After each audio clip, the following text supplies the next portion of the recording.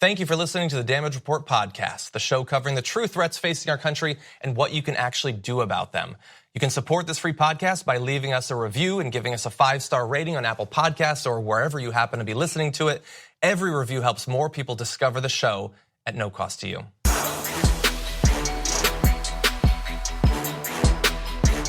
Welcome back, everyone. It's another Damage Report. I'm still the same John Iderl, and I'm actually flying solo today. But I think I'm feeling a little bit better than yesterday. I've sort of come to grips a little bit with the state of the Supreme Court that we're likely to be stuck with for the rest of my career in media. And so while there could still be challenges to that, there's a lot of other news to get to. And so I am reinvigorated to pursue the actual news that we should be focusing on once again. And we've got a lot for you. Not only breaking political news, another big mix-up in Donald Trump's maybe not inner circle, but medium circle at the very least. We've got an update on Trump's trade war. We've got, let's see, him too. Did you know the next punch against the Me Too movement has come out? Although not necessarily consensually in terms of its new mascot. We're going to be breaking that down and some of the humor that's resulted from it. And it's also a big show because we have two absolutely awesome guests that'll be coming on a little bit later. The first is someone we've been trying to get for a couple of months now. This is Wesley Bell, who is likely to be the next DA for St. Louis County. That is the county that, of course, includes Ferguson. He is a strong progressive. He's got a great platform that we're going to be breaking down. And we're going to talk a little bit about how criminal justice reform can actually work when you win elections like he is apparently destined to win in just a few weeks. And then later on, in the show, we have Jose Antonio Vargas going to be joining us. He is an author who has written an awesome book about his life experience as an undocumented citizen. And he's going to talk to us about his own life, what it is to be, in his words, homeless in a country, to feel like you have to hide yourself from the country, from most of the people around you, and also what he thinks about the current state of America and the undocumented community. You know, what's actually going on in terms of law, how people approach it, and all of that. And based on his lived experience, it's going to be absolutely awesome. So much to get to. Oh, by the way, at the end of the show, we're going to have the return of myths of American politics having to do with the new push for stop and frisk to be applied to multiple cities across the country. Do the facts actually bear out the propaganda when it comes to stop and frisk? We'll be closing out the show with that. But we start with the big breaking news of the day. Nikki Haley is apparently out. Everybody was shocked to find that out, except Nikki Haley, 2 to 3 people that she apparently confided with, and if you believe him, Donald Trump. So she is going to leave by the end of the year. Within 2 to 3 weeks, we should have an idea of who her successor will be, and then we can start to evaluate what a potential change in course for our relationship with the UN and our allies we might get from that. But I want to talk a little bit about the announcement process. Donald Trump was speaking about her and what she's accomplished in the role, and he had this to say: she's done a fantastic job, and we've done a fantastic job together. It's always got to be about him at the end of the day. We've solved a lot of problems, and we're in the process of solving a lot of problems. So I love that quote because he's talking about a woman that he's worked with now for 1.5 years. She has outlasted most of the other people in his administration, especially in the area of foreign policy, but you could just honestly say anyone in his administration. And that quote he just delivered, I'm not entirely sure he knows who she is because that could be applied to literally anyone in his cabinet. But he goes on to say, she told me probably 6 months ago, maybe at the end of the year, at the end of the 2-year period, but by the end of the year, I want to take a little time off. I want to take a break. Do we think that actually happened? Do we think that that's honest, that she told him 6 months ago? He's going to say it either way. At the end of the day, does it really matter? Perhaps not. But if he was blindsided, if it turns out that she told him yesterday or a week ago, would he actually admit to that? I know it's a small thing to focus on, but I'm so used to being lied to by people in power that I have to question even things like that. But she says why she's leaving. There's no personal reason. It's very important for government officials to understand when it's time to step aside. I agree with that. I don't trust any career politician when they say that that's what they're doing, but I think that that's what they should do. What's interesting is that in announcing that she was going to be leaving, Donald Trump said at one point, I wish that we had the video, but he said at one point that she's moving out, but I hope that she comes back, perhaps in some other role. She can take her pick. And she apparently laughed when he said that. Look, maybe she'll come back, it is possible that she'll run for something, and we'll be breaking down some of those possibilities in just a minute. But returning in some capacity to his cabinet, it's certainly not impossible if she wants to maintain a high profile in the Republican Party at this point. But look, I want to talk both about this breaking news and how people have responded. I also want to break down what effect she's actually had in the UN. So substantively, not just politically, what role has she played? I will start off by saying that when this news broke, everyone freaked out on Twitter, and my immediate reaction, I'm going to be completely honest with you, is I don't really care. Or at least I'm struggling to understand why I should care, why you watching this, how your life will actually be changed by having someone other than Nikki Haley at the UN. Not in general terms, not historically. It's a very important role. Our relationship with the UN is extremely significant for American people and for people in countries across the world. But under Donald Trump, it is certainly a less influential position. Not just because the Republicans historically have been incredibly hostile to the very idea of the UN, to funding it, to participating in its missions, and we'll get to some of the ways that has been dialed back under Nikki Haley. But in particular with Donald Trump, does he care at all about our traditional allies?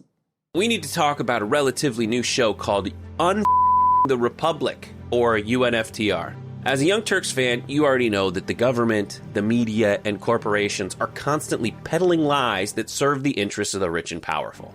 But now there's a podcast dedicated to unraveling those lies, debunking the conventional wisdom. In each episode of the Republic, or UNFTR, the host delves into a different historical episode or topic that's generally misunderstood or purposely obfuscated by the so-called powers that be, featuring in-depth research, razor-sharp commentary, and just the right amount of vulgarity.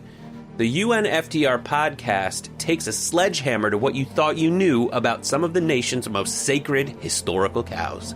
But don't just take my word for it. The New York Times described UNFTR as consistently compelling and educational, aiming to challenge conventional wisdom and upend the historical narratives that were taught in school. For as the great philosopher Yoda once put it, "You must unlearn what you have learned." And that's true whether you're in Jedi training or you're uprooting and exposing all the propaganda and disinformation you've been fed over the course of your lifetime. So search for UNFTR in your podcast app today and get ready to get informed, angered, and entertained all at the same time.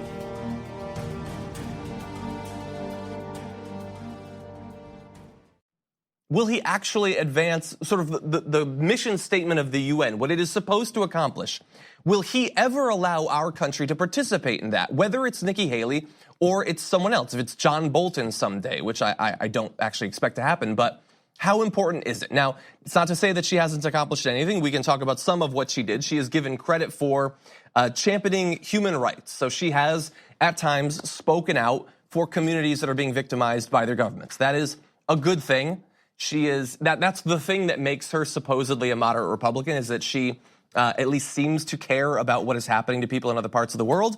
Unfortunately for her, as she's been doing that for a year and a half, she has been undercut every step of the way by Donald Trump, as I'm sure she knew she would when she transitioned from a person that spent the primary attacking him, if not by name, but by reputation, saying that, the misogyny, the racism, the xenophobia was bad for the Republican Party.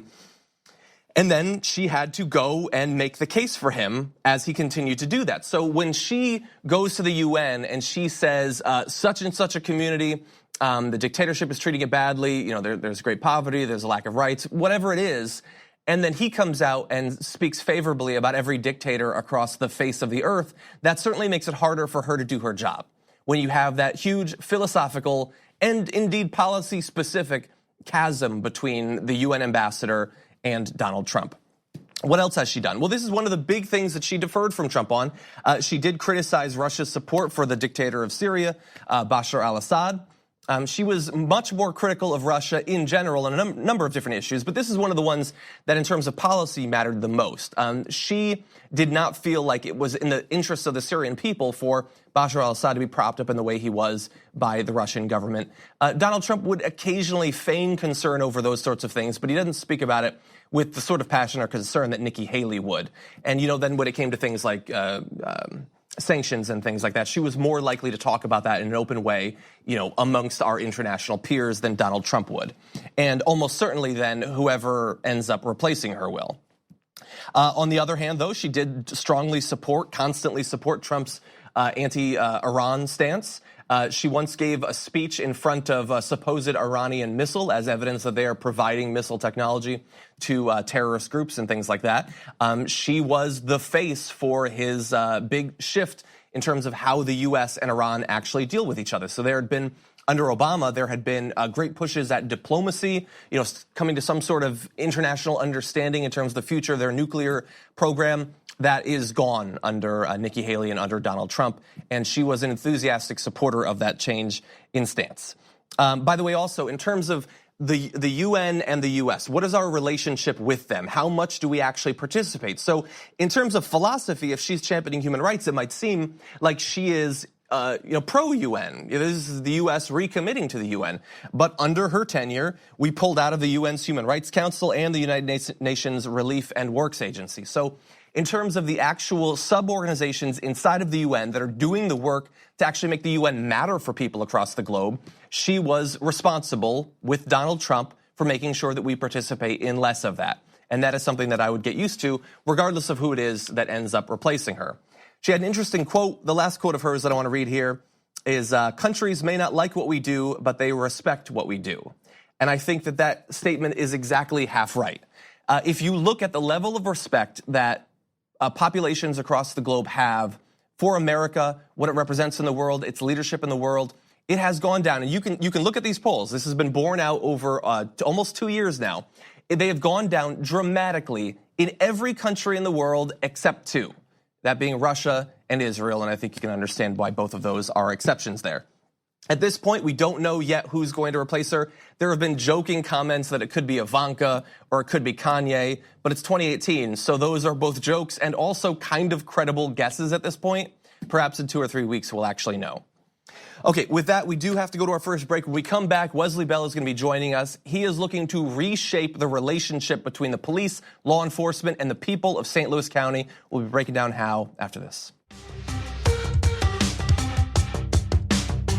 So it's been very clear for a very long time that in terms of criminal justice, we need some major reforms in the U.S. But if that is going to come, it is not just going to be a general philosophical change. It is going to take place by replacing the people of the old guard with those with new ideas, pushing for actual reforms, progressive reforms. And I'm very excited to be joined on the show right now by the person that is likely to be the next prosecutor for St. Louis County. This is Wesley Bell. Wesley, thank you for joining the show. John, thanks for having me. It's a pleasure. Very excited to have you here. So first of all, just to make clear, you don't face any Republican challenger going into the general election. So it looks like you are likely to win, I assume. You know, we are unopposed in the general election, and I like our chances. I like our chances. Yeah, I don't want to speak too certainly because I don't want to ever participate in increasing apathy. So everybody get out there and vote regardless. Absolutely. There's a lot of important elections on the ballot, including ours for St. Louis County Prosecutor, but also Senator Claire McCaskill. We need to keep that seat, as well as Nicole Galloway, our auditor here in Missouri. So these other races, including ours, are very important. So we need people to get out and vote on November 6th. So I want to talk about your path up to this point. So you defeated in the primary Bob McCulloch, who had held that position for, I believe, something like 2 decades at this point. Why do you think? I'm sorry? 27 years, yes. 27 years, wow. So why do you think that the county was, after this long period, finally looking to make a change? You know, I think what we've seen is that there is an awakening, an awareness with the respect or for the need for criminal justice reform. There's an awakening to address mass incarceration. And that momentum has started. Like I like to say all the time, I didn't start this movement, I joined this movement.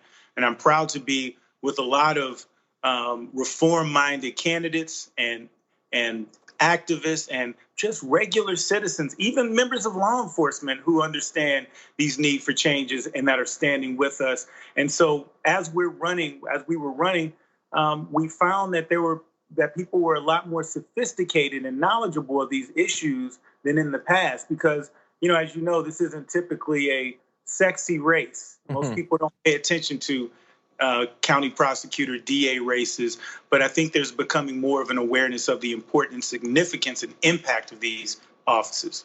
Yeah, and I think especially as we've had a few strong progressives take those positions recently, they've been showing us what can be accomplished in that role. I agree. In past years, it wasn't the sort of thing that I would pay attention to even, and I, follow politics quite closely, but even I was not paying attention to that. But you talk about, continue. I said, John, we forgive you. Thank you. So you were talking there about major reforms being needed. What are the main reforms that you are campaigning based on? So first, we need to seriously evaluate and address cash bail. What we've seen is that it is not effective. We've seen that those with serious offenders with means are able to get out, while non-serious offenders who pose no threat to the community, are not a flight risk, can't get out and because of a $500 or $1,000 bail, and the ancillary effects of that, such as losing one's job, losing one's home. Your mortgage or your rent is not just going to wait for you if you're incarcerated, even for a brief time. But also think about a single mom, a single parent who could lose their children over something that they're going to get out for anyway. And so in addition to that, we have to expand and better utilize diversionary programs such as drug treatment programs, mental health treatment programs, because we know that 80 to 85% of those who come in contact with the justice system are in need of either or both drug treatment, mental health treatment, and we can't continue to prosecute our way out of addiction and mental health. We have to start treating and addressing the root cause, because that not only is going to bring our criminal crime rates down, because the biggest demographic of offenders are reoffenders, but most importantly, it helps people. So it's a win-win. So I came across a statistic that I wanted you to respond to. I saw a study from 2015 that said that at least in 2015, of all the prosecutors in the country, 95% are white, and just under 80% are white men specifically. What effect do you think that has on the criminal justice outcomes that we have as a country when you have that sort of disproportionate demographic influence over an area like being a prosecutor? Well, I think what we've seen is the importance of bringing different perspectives to the table. It was once said that America's superpower is our diversity. That is something that has long been one of the things that have kept us on the forefront, on the cutting edge, on the world stage, if you will.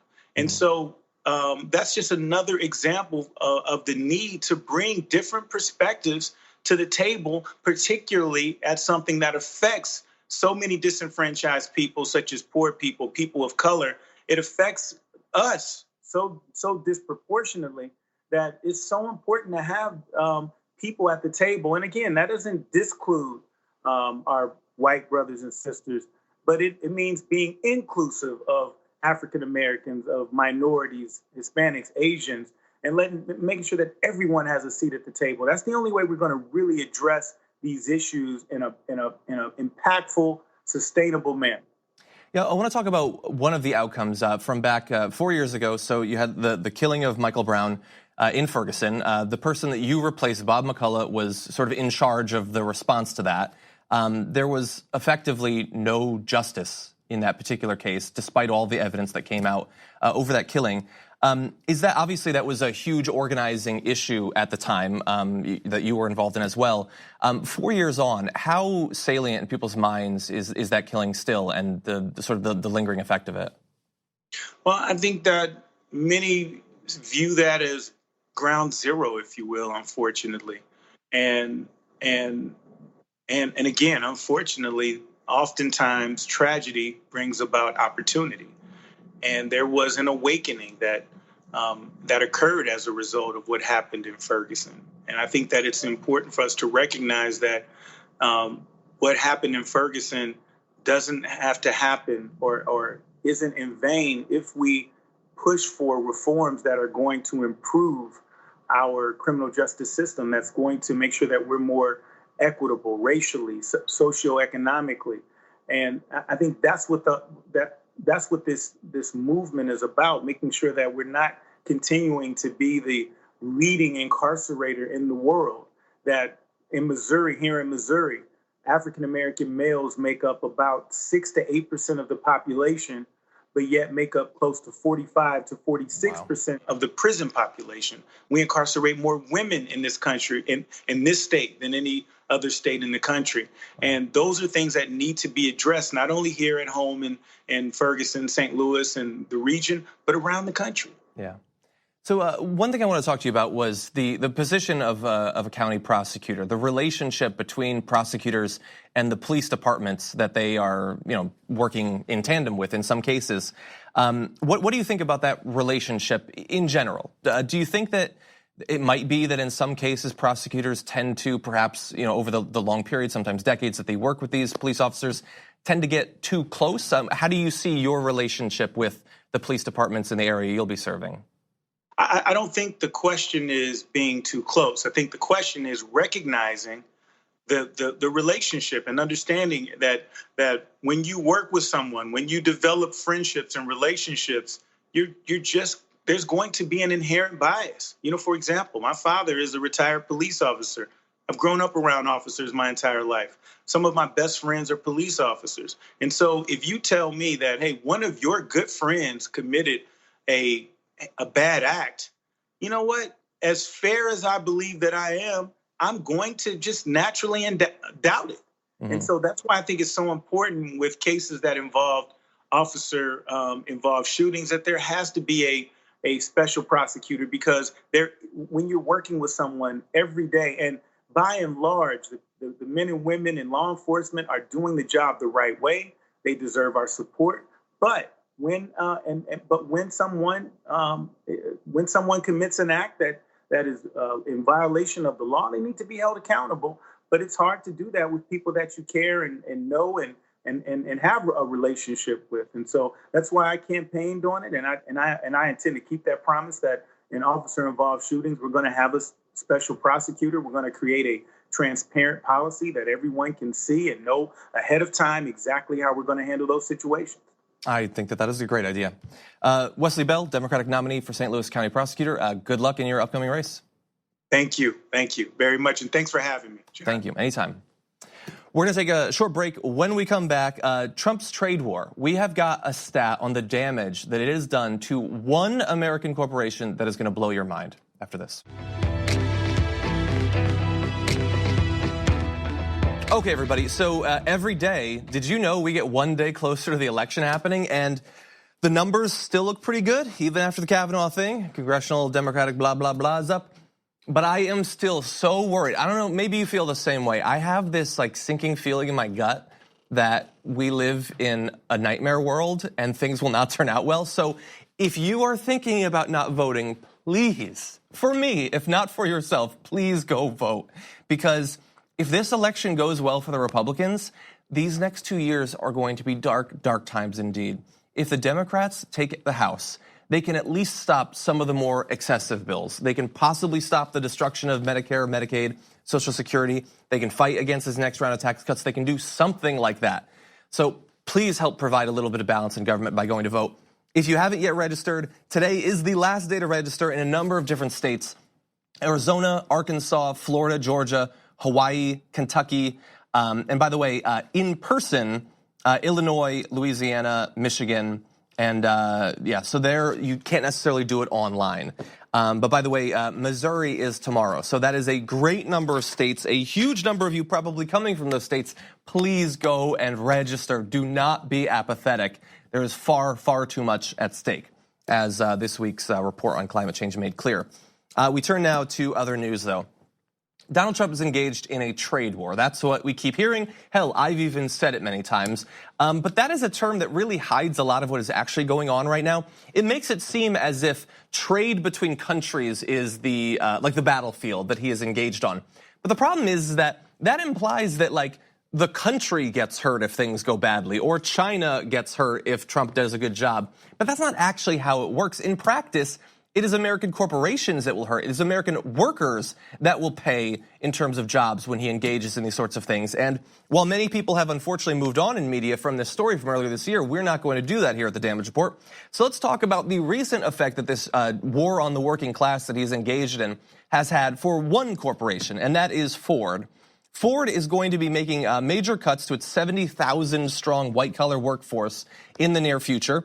A new report by Morgan Stanley estimates that they might have to lose 12% of all of their workers. And in terms of raw dollar damage done to Ford, one of the big classic American corporations, Ford has said that their new auto tariffs have already hurt the company to the tune of $1 billion.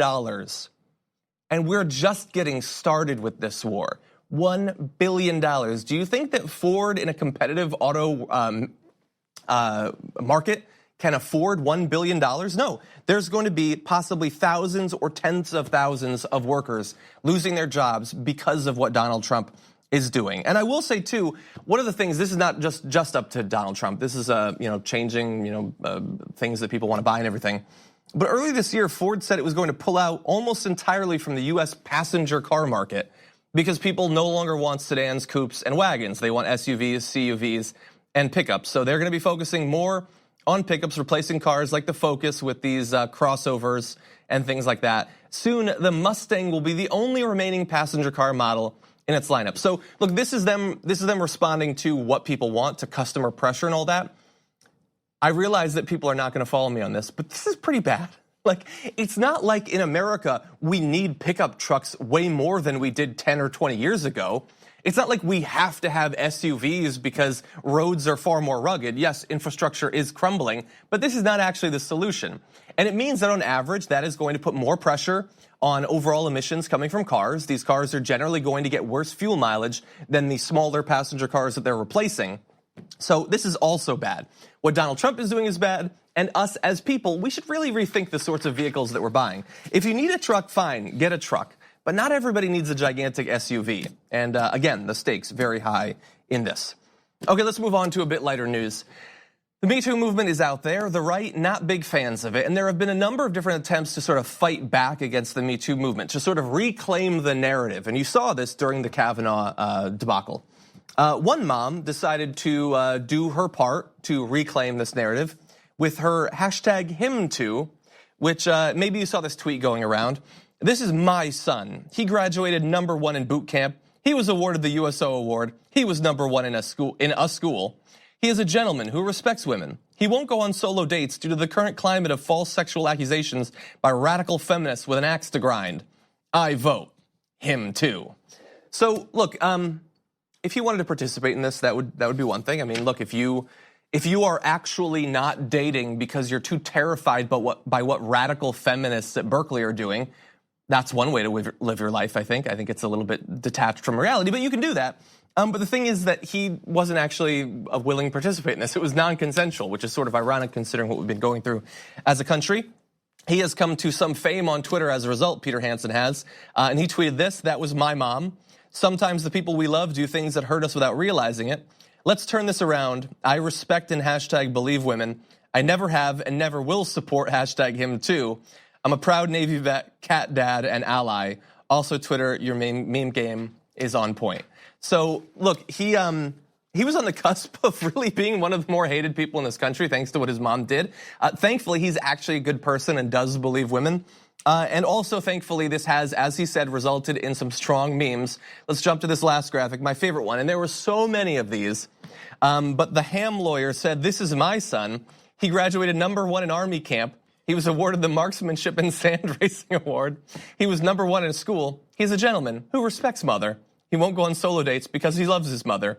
I vote hashtag #HimToo. Hashtag Operation Hot Brother." So, look, the thing is, like, it's not like the mom has gone away. You know, she still believes this. Yes, she doesn't have the vet mascot that she wanted for this, but right-wingers jumped on this thing because they really believe in that Mike Pence thing, that men should drastically change their behavior because these lion women are out there trying to destroy their lives. I am here to say that that is not actually the case. If you don't want to go on solo dates because they're awkward, you prefer a group situation, that's perfectly fine. I like group dates too. But you don't actually have to radically change your dating life because of concerns about lying women and sexual assault claims, things like that. So anyway, just a little bit of fun for you. We're gonna take another break. When we come back, author Jose Antonio Vargas is gonna join us talking about his life and the current state of undocumented populations in the US after this. Very excited to be joined now on the Damage Report by Jose Antonio Vargas, author of this book, Dear America, Notes of an Undocumented Citizen. Jose, welcome to the show. Thank you so much for having me. Very glad to have you here. So very excited to talk about what's in this book. It includes many things, covers many things. One, of course, is your life story. So for those who might not be familiar with your prior work, what's your life been about? Yeah, so I was born in the Philippines and was sent here when I was 12, back in 1993. And then I found out I was here illegally when I applied for a driver's permit when I was 16. Wow. That's how I found out. And then the saving grace actually was a few months after that, my English teacher said I asked too many annoying questions and I should do this thing called journalism. And I found out that when you write a news story in a newspaper, your name would be on the paper, right? It said by Jose Antonio Vargas. So my 16-year-old self decided that if I can't be here because I don't have the right papers, what if my name was actually in the newspaper? Mm-hmm. That was the only reason why I became a journalist. And I did that from 16 to 30. So I basically was hiding in plain sight, using fake documents, breaking immigration laws. I worked just so I can have a career and I can make a living. I can pay taxes because people like me pay taxes. And then 7 years ago, decided to come out publicly as undocumented when the only piece of ID I had was a driver's license from the state of Oregon. It was the only piece of ID I had. You know, most states in this country don't let people like me drive. So that was expiring and I had to figure out what I'm going to do. So I came out as undocumented and founded an organization called Define American. Check it out, defineamerican.com.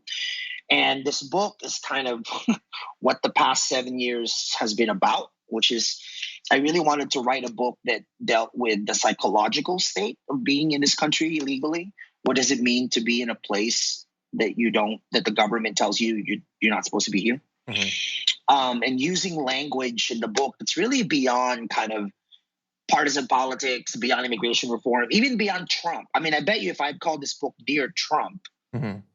right, it'd probably make more noise. But you know, this is way bigger than Trump. Yeah. Right? It's way bigger than Trump. And you talk about, obviously, these are problems that you've been dealing with through your whole life, back in the blissful days when we didn't even know, barely who Trump was politically. Yeah. So you mentioned there that you found out initially about your undocumented status while applying for a driver's license. And you were lucky that in that case that I believe it was a woman, chose not to report you or do anything like that. And I'm sure through the course of your life, I mean, having to potentially dodge people who might out you, which is obviously incredibly consequential. What has that been like through the course of your life, never knowing who you can trust necessarily until you finally came out much later on in your life? So that's actually part of why I wrote the book, because, the book is actually structured in 3 parts: lying, passing, and hiding. Because when I think about my life in this country for the past 25 years, that's what it's been about. I had to lie. I had to try to pass. Like when I first found out I was here, quote unquote, as an illegal alien, right? That's the language that they used back in the 90s, which ironically is still the language that the president uses now. Yeah. I thought the first thing I had to do was get rid of my really thick Filipino accent, right? So I did that by listening to a lot of Bill Moyers on PBS and listening to a lot of Dr. Dre. I figured if I can sound white and black, if I can do Bill Moyers and Dr. Dre, I can pass, right? And then you hide. And, I didn't realize until I wrote this book that when you're forced to lie from the government, right, and lie about who you are and how you got here and kind of all these little details about life, I didn't realize that it actually meant hiding from myself as well. When the reality, though, is I could not have survived in this country for 25 years if people weren't lying, passing, and hiding for me. Mm-hmm. The woman at the DMV was the very first person who allowed me to pass. Yeah. Right? Like she could have reported me. She could have said, hey, this green card is fake. We should deport you. Instead, she said, this is fake. Don't come back here again. Mm-hmm. Right? Yeah.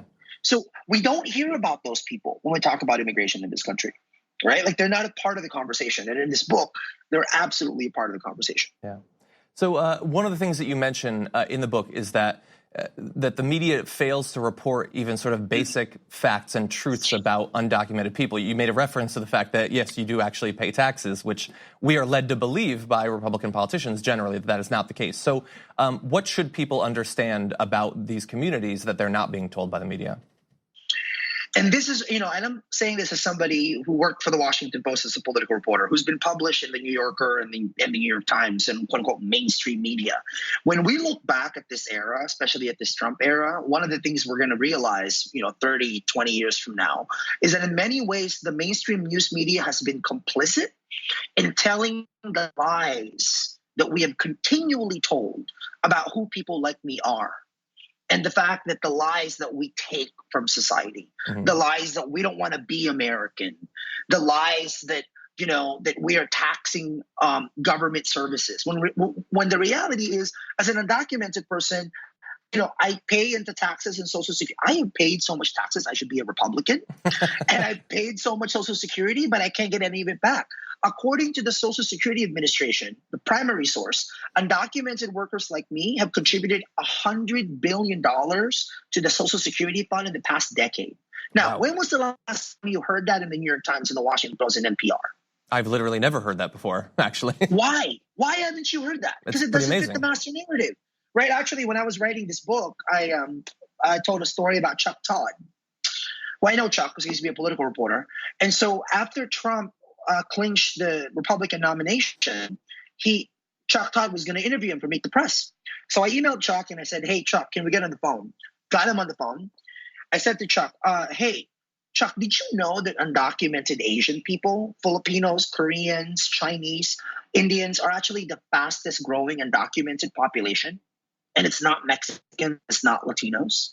He was like, "No, I didn't know that." Well, can you ask Trump what the wall and the border has to do with undocumented Asian people? Yeah. And then I followed up on email with the primary source, with the sources of the information. And unfortunately, Chuck never asked the question. Yeah. Because it doesn't fit, right? It doesn't fit the narrative. So what is our job, our responsibility in the news media to make sure that we are telling accurate contextual narratives about what this issue really is about? Yeah. Yeah, that is interesting. Look, I'm gonna offer to you, I did not know that was the fastest growing population as well. Yeah. So, well, at least now we're all learning Because we things. just don't. Or, like I was on the Today Show to promote the book, like the first interview I did. And the host of the show, one of the questions he asked was, "Why haven't you gotten legal?" Right? But, it was amazing because I kept thinking to myself, wait a second. If journalists themselves don't know why people like me can't just get legal, and the fact that there's no line for me to get in the back of, then how are we supposed to inform the public? If we journalists don't know what the facts are of the issue and the process, right? Process, not the politics, the process, that why and the how, then how are we supposed to inform the public? Yeah. Well, I mean, obviously part of the problem in terms of the media is, are there any undocumented hosts of these programs? And how often are they even guests on these programs? That's actually something that we're working at Define American. I mean, we try to get as many doctors. I'm just one person. I'm just one story. So how do we introduce more complex storylines from different kinds of people? I mean, even, for example, me, right? That's a big one for me, right? Since like so many undocumented immigrants are victims of sexual assault, right? So we have to connect these dots, and we have to hear from more undocumented people who are telling their stories so that we can better understand really what the issue is. Because my understanding, and I'm saying this as someone who's a journalist who happens to be undocumented, is immigration is the most controversial yet least understood issue in the American public. Interesting. Yeah. And and by the way, it's about time people get to know a little bit about it, because political campaigns, especially presidential campaigns, continue to be waged in large part on the topic of immigration. It is not a surprise that Donald Trump announced, that decided that he was going to make immigration the central part of his campaign. Yeah. You know how he's going to get reelected? I already predict that one of the campaign issues that he's going to rest his reelection on is getting rid of birthright citizenship. Yeah. Well, he has certainly hinted at that. Oh, yeah. And the fact right now that he has really, the Trump administration has blurred the lines between illegal and legal immigration. They just want immigrants, right? But again, what is the responsibility of the news media around this? Whenever you read a story in the Washington Post or the New York Times or here in the NPR, how many times do they quote the Center for Immigration Studies, Numbers USA, FAIR, which are basically, hate. They're anti-immigrant hate groups. Yeah. And because in the news media, we always like to pretend that there's two equal sides to an issue. Yeah. Right? They keep quoting them that like they're actually experts when they're not. Yeah. No, I mean, that is true in all areas, certainly. And this one is so consequential that we should do much more to be on the lookout for that. Well, I wish that we had more time, unfortunately, but Jose Antonio Vargas, thank you so much for joining us. The book is Dear America, Notes of an Undocumented Citizen. Check it out, and thank you again. Thank you for having me. Thank you. Anytime. We are going to take one more break. When we come back, another in our long-running series of myths of American politics, this time having to do with the new push to nationalize stop and frisk.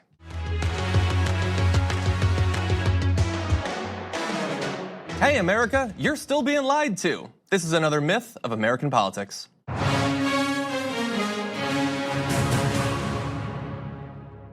I've come to expect that our intros blow up at the end. That one doesn't. Probably for the best. So, look, you are being lied to, and expect more lying in the future. This time on the topic of stop and frisk. This is an issue that made a lot of news over the past decade or so, having to do with the experiment that was done on it in mass terms in New York City. But now, while New York City has moved on from that policy, you might start seeing it crop up in other places because Donald Trump talked about it back during the last campaign, and he's been bringing it up this week as well, talking about stop and frisk being a gigantic success at driving down crime rates, and also saying, more importantly perhaps, that it's not in any way unconstitutional. Turns out neither of those are actually accurate. Now, if you're not familiar with stop and frisk, it is a wide-scale policy of randomly stopping people and checking them out with the presumption that many of them are probably criminals of one form or another. And the idea being that if you create an oppressive enough environment where people expect that they will be interfered with by police, that criminals will either avoid these areas, move out, or tamp down their activities. And the idea, the myth that has come out of this experiment is that, okay, maybe it's racially discriminatory in an awful way, but at least it accomplished its goals. It drove down property crimes, violent crime, and all of that. There's a problem with that, though, and that's when you actually look at the numbers. Because for that to be true, you would have to have stop and frisk and then have a reduction in crimes. I think that seems fair. That's how causality works. You have a thing and you have its effect. So why don't we actually look at some of these numbers? How many stop and frisks there were per year, how many murders, how many violent crimes. Let's bring up these charts and you'll see there.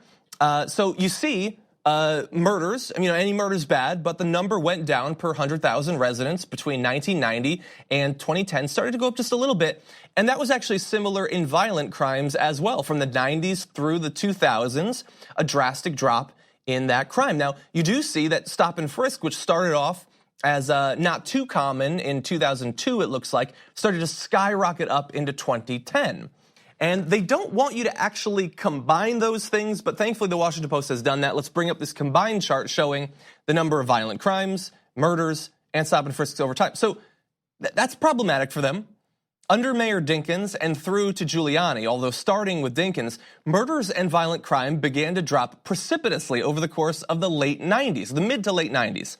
The drop started to level off under Giuliani, but it was still fairly significant.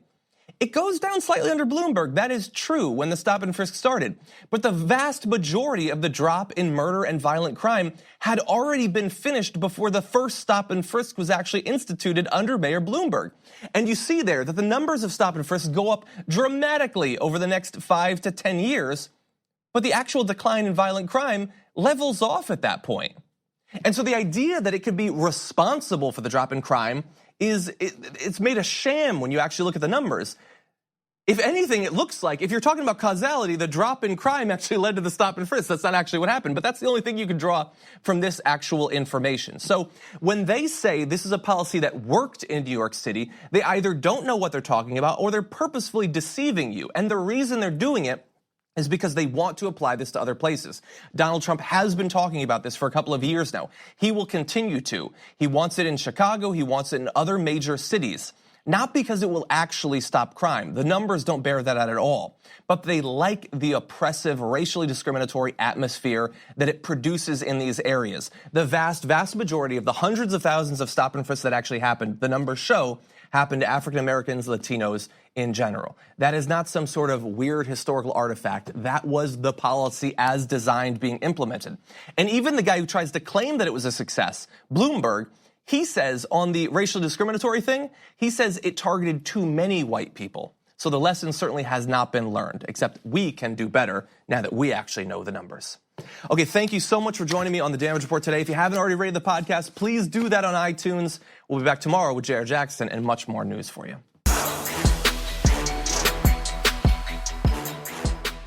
Thank you for listening to the Damage Report podcast, the show covering the true threats facing our country and what you can actually do about them. You can support this free podcast by leaving us a review and giving us a 5-star rating on Apple Podcasts or wherever you happen to be listening to it. Every review helps more people discover the show at no cost to you. Thanks for listening to the full episode of The Damage Report. Support our work, listen ad-free, access members-only bonus content, and more by subscribing to Apple Podcasts at apple.co/TYT. I'm your host, John Adarola. I'll see you soon.